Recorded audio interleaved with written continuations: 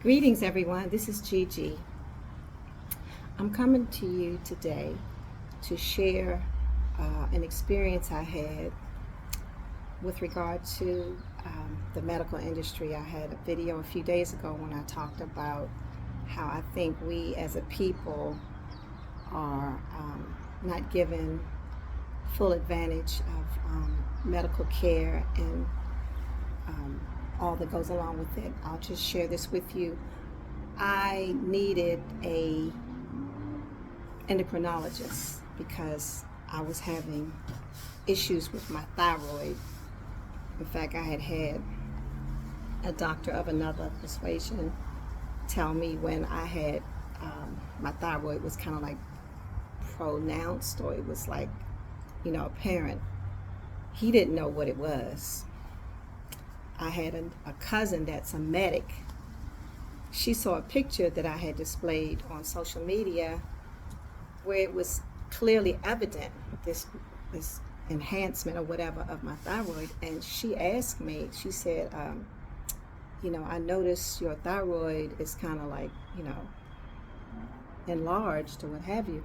And I said, oh, wow, I wasn't aware of that, but I do have an appointment with a new endocrinologist, so thank you for bring that out to me. So I'm just thinking, like, my cousin is a medic, not trying to downgrade a medic, but I had gone to a doctor who said he didn't know what it was, and she's a medic, and she was able to clearly see that there was something going on without me asking. She just noticed it. But anyway, back to when a cousin of mine recommended her endocrinologist.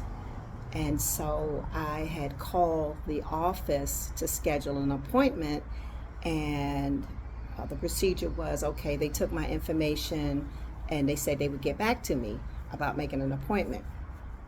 So maybe a couple of weeks passed by and they called. Let me point out that during this time, Trump was in office, okay?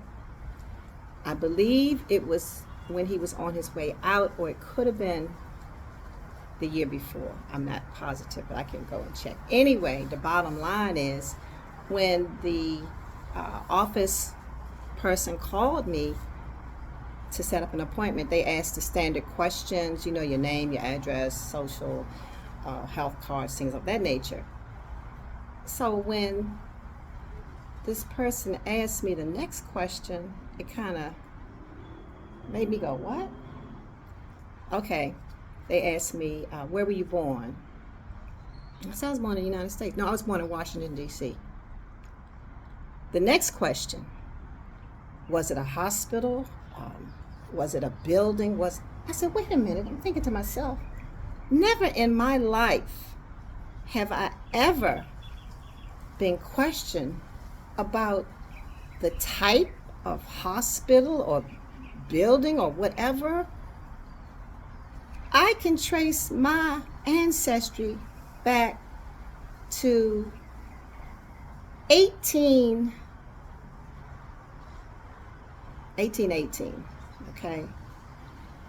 So I know where I came from, but this person who's asking me all these questions, when all she asked me, where was I born? I was born in Washington, D.C. That should be the end of that. But no, I took it as, she's trying to see if I'm an immigrant, if I, what kind of structure was the building, and have you ever had that happen to you? I was floored. So I had an uneasy feeling about proceeding with going to this endocrinologist, but because she wasn't of their persuasion and my cousin had highly recommended her, I said, okay, well, I'm going to go to her. And I'm glad I did, because she's excellent. She's an excellent endocrinologist. I'm not giving any names, any details. I'll just tell you it's in the state of Maryland. Okay, the next incident that occurred, I had a question regarding my medication.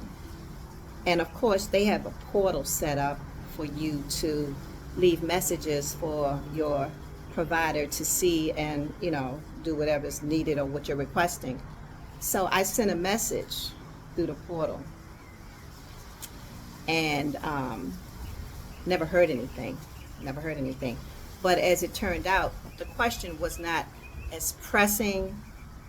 Later, I kind of found out some information which, didn't make me so anxious about trying to figure out what the problem was with my doctor not getting back to me. But the next time I went into her, I go to her twice a year, I did share with her, do you check your portals, or does staff check and get back to you? She said, yes, staff checks and gets back with me. I said, well, I explained to her that I had left a message and no one ever got back to me. So she told me when after the end of that visit, they send you like a questionnaire about, how was your experience and all of that.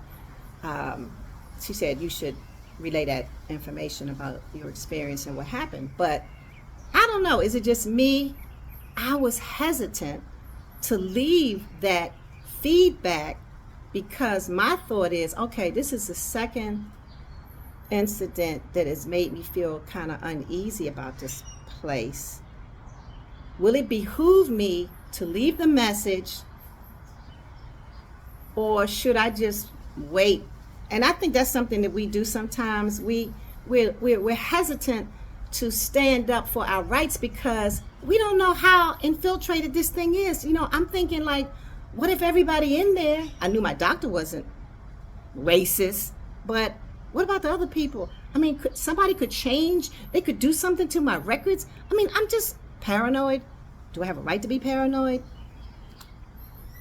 On another occasion, I wanted my daughter to make an appointment with my endocrinologist because of her issues. I'm not going to address that, but I, as a mother, wanted my daughter to go to who I thought was a really good endocrinologist. Well, at the time, they were not taking new patients because they had lost a doctor, and so the other doctors they had to fill in. And so she was saying, oh, I can't, I won't be able to do anything for a while, but why don't you go tell the office manager you're concerned that you would like to schedule your daughter for an appointment whenever openings occur. Whenever I'm able to take new patients, then I can take, your daughter. I said, okay, that's fine. So at the end of my visit, I go up to the office manager, and the doctor was explaining to her what I'd like to do. The first thing she said was, we have other doctors. Okay, I know you have other doctors, but I want my daughter to see this doctor. What's the problem? Okay? Living in Amerikkka. This is how I was talked to, okay?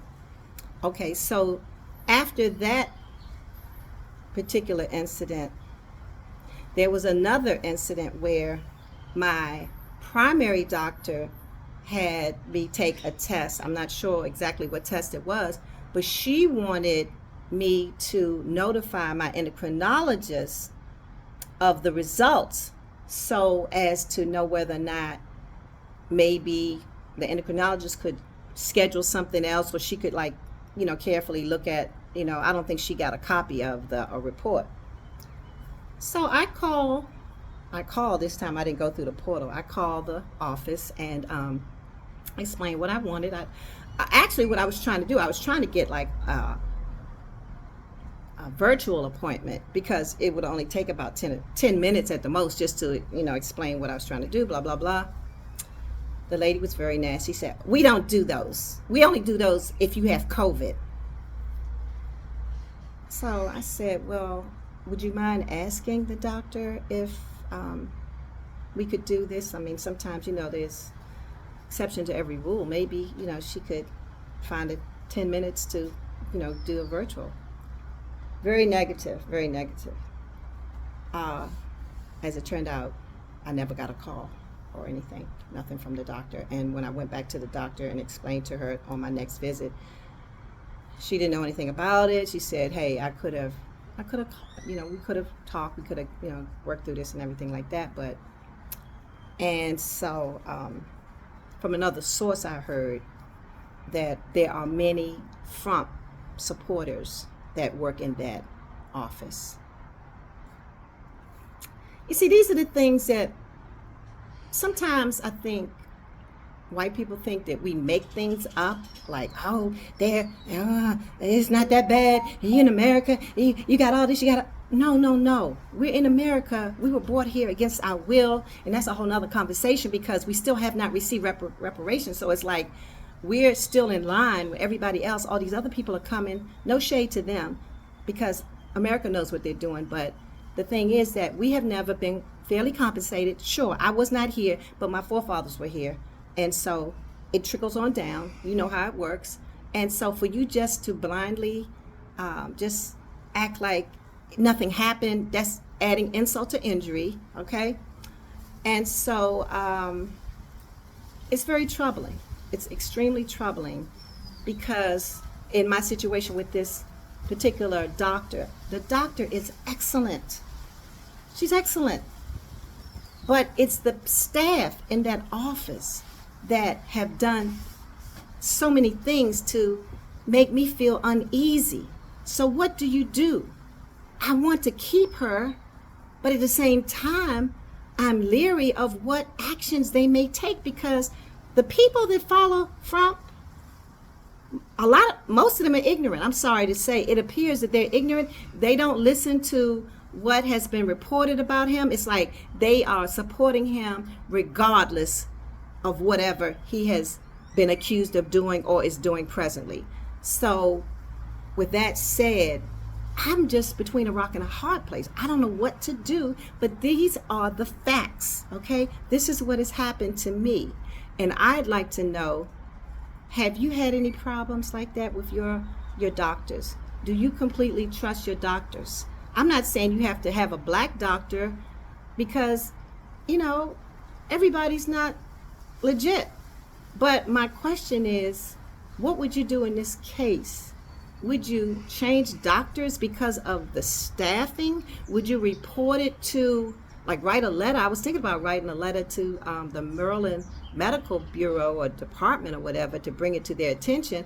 But if I first write a letter to the office, if the whole office is racist, I think it'd be a waste of time. And then attention will be called to me, and God only knows what they may do next. Please let me know your comments on this. I would really love to know if I'm the only person that has experienced these types of issues and problems. Health is very important. It's extremely important. You've got to feel comfortable with who you're going to and the level of care.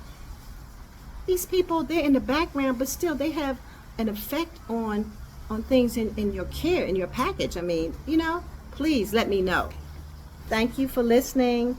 Don't forget to like and share, subscribe. Blessings.